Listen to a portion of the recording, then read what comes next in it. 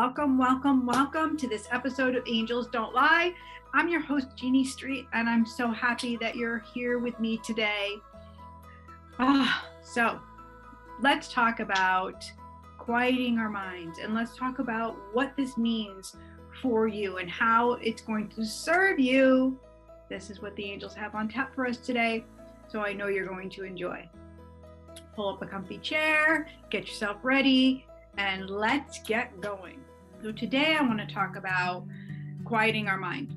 And I want to dive into the goddess principles a little bit because they're really, really effective for releasing trauma, releasing energy that no longer serves us. And that's really what we're doing as we're creating this new healthy foundation, is we're releasing stuff that doesn't serve us anymore. So no matter where you are in your life, and no matter where you are in your spiritual journey, this awakening process is meeting you where you're at. You're not meeting it, it's meeting you. And so wherever you are, you're not changing your vibrational rate. You're just ready to go to the next level. You're ready to release and to open up. And we can't begin to quiet our busy mind when we're focusing on, what am I thinking in meditation? You know, this is the key, right? What's happening in my brain? Why won't these thoughts stop coming in? And you know, what's for dinner? And what am I going to do over there? And I got to get this done. And so we get so busy in our brain, and we focus on the thoughts, or we focus on trying to stop the thoughts, and that becomes another point that takes us out of our meditation. So quieting our mind isn't about focusing on the thoughts and stopping them. Rather, the direction that we're going to go is inward, and we're going to put the focus, and we're going to use our breath to do this, on following the breath all the way into our body, holding it within, and letting it really start to marinate and be expansive within our physical body. When she smiles at you, she'll say, angels don't lie. Angels don't lie. Angels don't lie. We're going to add the connection of using our eyesight and our internal eyesight to follow that breath inward. This is going to do a couple of things. One, it's going to bring the awareness away from the constant thoughts that are happening. It's going to bring us into our being and following our breath so it goes nice and slow.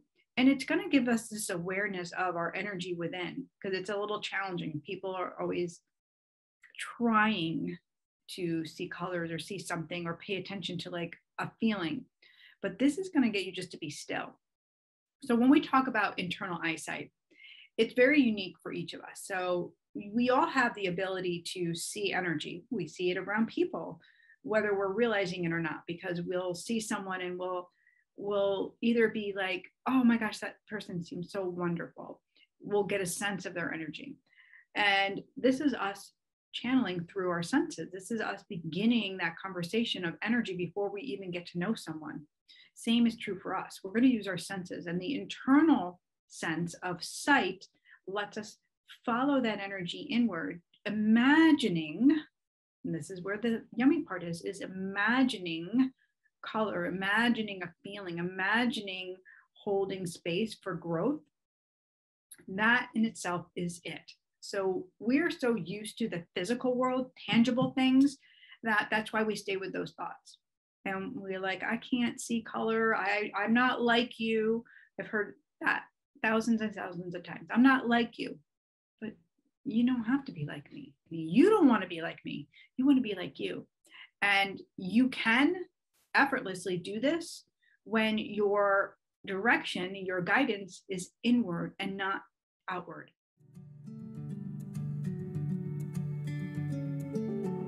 So the brain, when it's constantly chattering, is trying to bring us on the outside. It's bringing us to an outside projection, right? So this is Shmigo. Introduction, here he comes, Shmigo.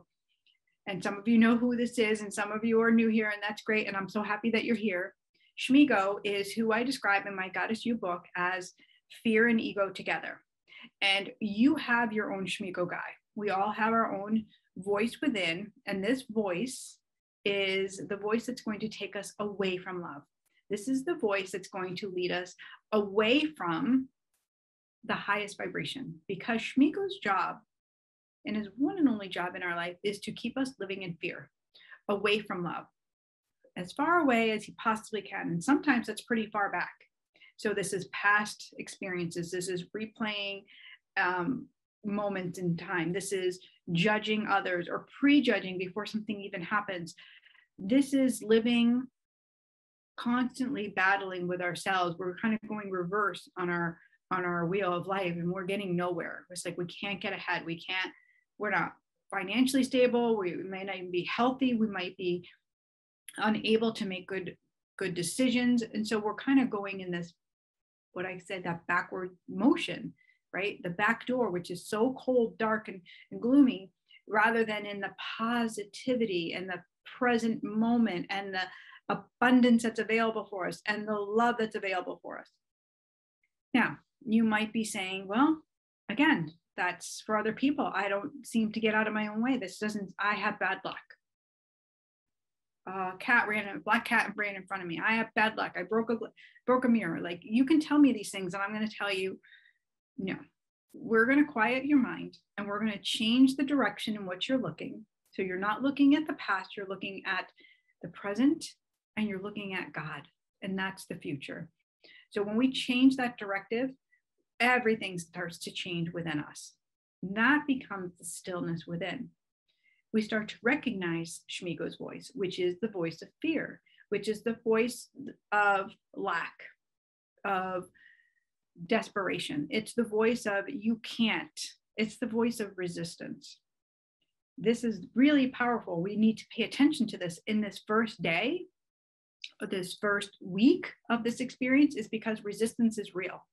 And when resistance comes in, it looks like it's going to take us away. It's going to give us an excuse why we shouldn't do it. It's going to list out those excuses. It's going to give you tangible things that are going to be like, nope, you don't have time in your life for this. This is not who you are. It's going to tell you all of these lies, and you're going to believe them because you're not going to want to get out of bed and do this meditation. You're going to want to do what you've been doing, but it's not going to bring you the change. It's not going to bring you into the vibrational energy that you want to be living in. It's not going to bring you more joy and more abundance. So here's where that conscious decision making that we spoke about in the last podcast came from, because when we make a conscious decision, we're aligning with our soul. We're aligning with truth, and we're dialed into a positive outcome. We are hopeful. We're building on that faith muscle again, because we're leaning into love now instead of away from it, right? And we're not living alone and isolated. We're living with possibility. Now, some people stay on the outside of God. They stay on the outside because it's about religion. It's about, well, I'm not that way, or I call in the universe, and I get you. I get you. But the possibility that there's more for you, the possibility that you have nothing to lose to lean into God and to let go and to practice what it might look like to have miracles in your life. And what I mean by that, by practice, it means we have to be willing to be open to those receptors, to those moments, those small little tones that can come through, to the big tones that happen where the miracles are amazing blessings. We have to be willing to participate with that energy. And that means we have to be vulnerable. We have to put our guard down. We have to put Shmigo on the side to say, I'm going to live in this moment. I know this resistance is from you, but I am going to make this conscious decision to live in alignment with my soul. And you can't stop me, because you don't rule the roost over here. Again, he's going to give you all these thoughts, all of the chaotic thoughts. So your job, your one and only job, is to come back to your heart center. And that's why we're going to spend a whole week on one energy center at a time and one principle. One of the goddess principles paired with one of your chakras. And this is going to really help to shift that vibration, to raise it, to up level that, so that you are dialed open to receive and just pour in more love into your life. Who doesn't have room for that in their life.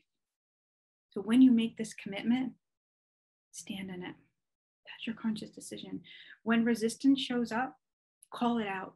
Tell it's a liar. You don't belong here. How are you going to know the difference? Well, you can go get the book.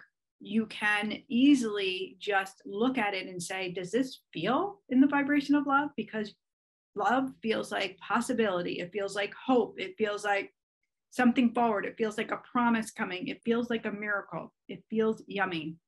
If it feels like failure, if it feels like letdown, if it feels like giving in or just scary or unsettled, if it feels like anxious or depressing, it's fear. Anything that's going to lead you away from that good, that positive, that's going to be fear. That's how we tell the difference. It's a vibration. So hold it in your hands, feel it, write it down before you walk away from it. Trust that love has you every second of the day if you allow it.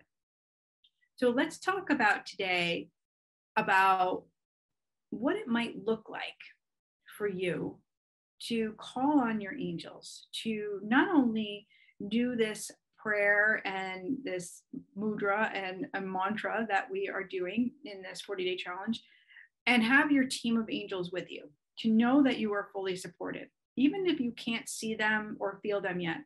What if you were to participate with possibility, with the excitement of, yeah, this is for me. Like the angels want this for me. God wants this for me. And while I'm welcoming God in, I'm going to welcome in my team of angels to further support, to further bring positive energy and these synchronistic events that are going to fill my life with more joy and more love. So I want you to decide, does that sound like fun? And can you call on your team of angels and just be open to receiving? What does that look like? It looks like letting your guard down. It just looks like having a conversation into the air. Like, it just looks like, okay, I'm ready. I'm ready, God. I'm ready to have more. And I don't know what your angels look like. I don't know what my angels look like. I know that you can provide so much more love, and I'm ready to receive that. And so today I'm opening. Today I'm willing to open my heart center just a little more, to trust that you have me, and I'm going to have that come into my life. And maybe you are one that needs a sign, and that's fine. God knows us. He knows our truth, and he knows that you might have trust issues. He knows that maybe you've been hurt so much or that you're uncertain about this. And so you can ask very gently and let him know, I'm feeling needy. I'm feeling like a sign is really going to support me. And so I'm going to ask you to decide what your sign is, to actually acknowledge a sign, to say, I would really like a penny from heaven. I would like a hawk to fly overhead. I would love a butterfly. Whatever your sign is, I want you to own it and write it down. And I want you to just gift it and just put it out into the air and let it go. And then I want you to be willing to receive it. So while we might say, I need a penny from heaven, you may not get a physical penny, but you might see, you might go to the gas pump and it might be like $20.01. And that penny might come through in a different way than what you're imagining. So as long as you're open to receiving your sign in any way, shape, or form that God is going to send it, well, it's going to come to you. And your angels are going to provide this. So I want you to know that. And then I want you to acknowledge your angels and say, thank you, angels. Thank you, God, for sending me these angels. And I know you're going to support me. And here's where my trouble is. So when you are noticing resistance, when you're noticing I'm slacking or I can't get this meditation done or whatever, I want you to call in your angels for that support. Like, I need a little boost. I need a little love. Can you help me? Will you lead me and guide me in the direction of love? Can you help to separate all that dark stuff that I feel, that worry, that fear, or that shame? Can you help me to take that away? How about this? How about if there's a judgmental person in your life that's living under your roof that's challenging you and saying, you're crazy or this isn't good? Maybe you call on your angels for a little buffer so they soften. And so you don't have to have a disagreement or an argument. Rather, Let them see and know that this is serving the highest and best good. Remove that toxicity from me and protect me so I can do this practice safely and calmly. Ask and you shall receive, my friend. So when we learn to quiet the mind, it doesn't mean that we're going to stop those thoughts. It means that we're allowing ourselves to drop inward. We're hearing the voice within. And this is where we're going to find God. This is where you're going to find that true wisdom that is within you. Quieting our mind begins at the lower root chakra, which is the space that is we're standing in, right? Our place here on earth. And this is located in the soles of our feet. And why we're going to do this is because when we're not standing in our true path, we are standing in energy that doesn't make sense. We are standing in chaos or uncertainty or doubt or shame or just confusion. And so we're going to start here and we're going to open up that lower root chakra and we're going to really start to process energy through here. Again, aligning with our heart because it's the seed of our soul, drawing the nutrients up that is our place here on earth, claiming it and owning it, and really just starting to meld with, I'm owning this place here on earth in a gentle, easeful way. And this is going to help you and support you in feeling confident in what you're thinking, in what you're speaking, and in what you're doing. We'll draw up the energy that you are meant to be in instead of all the chaos, all the crazy, all around stuff. So quieting the mind in the lower root, quieting the mind and bringing it into that space of, I'm safe. I'm absolutely safe. Angel loves. Thank you for tuning in to today's episode of Angels Don't Lie with your host, Jeanne Street, God-based medium, healer, and author. Whether you have been listening since the beginning or have just recently tuned in, Jeanne wants to welcome you to this sacred community for spiritually aligned souls.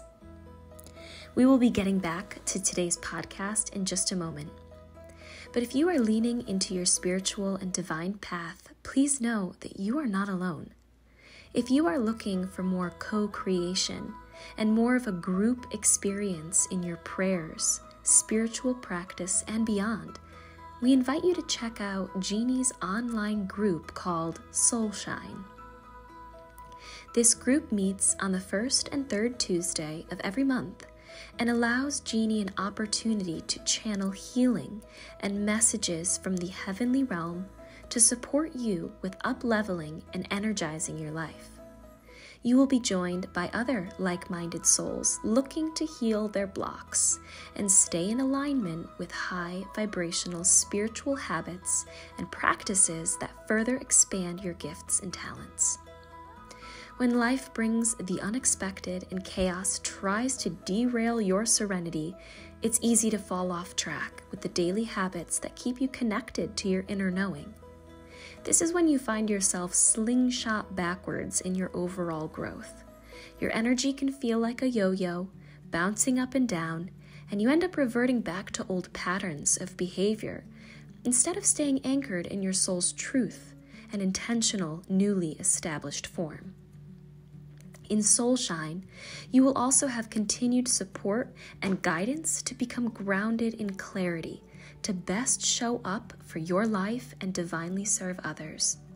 The goal of the group is to support you to shine your loving, gifted, and talented soul as brightly and consistently as possible.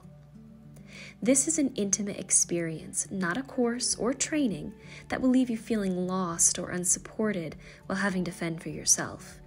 Rather, it provides a sacred space where Jeanne will be holding and supporting you with divine love as you spread your wings with confidence and ease. To learn more about this group, visit Jeanne Street, that's JeanneStreet.com, and click on events. Again, that's JeanneStreet.com and click on events. The group is called Soulshine. We look forward to seeing you there.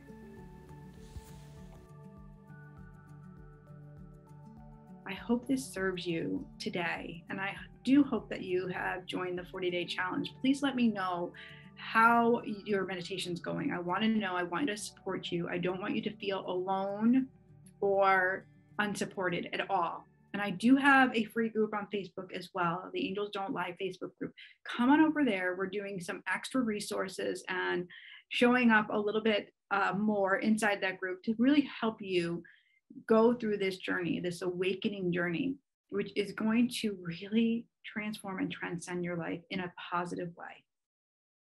I hope you have a most beautiful, beautiful day. And thank you so much for tuning in. May God bless you and keep you. And you know, I know what I know, because angels don't lie.